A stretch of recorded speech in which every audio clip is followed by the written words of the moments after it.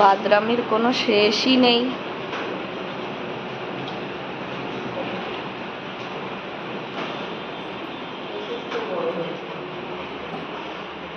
কি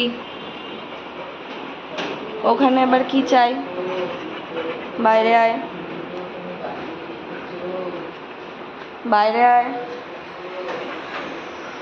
বাইরে আসো। ঢলি, রাজাকে আনো তো। মুখ চুবালো, জল খেলো না কিন্তু মুখটা চুবালো খালি। বাইরে আয়, রাজাকে ডাকো। ডাকতে তো পাঠিয়েছি, ওমা ডাকতে গিয়ে উনিও মুখ চুবাচ্ছে।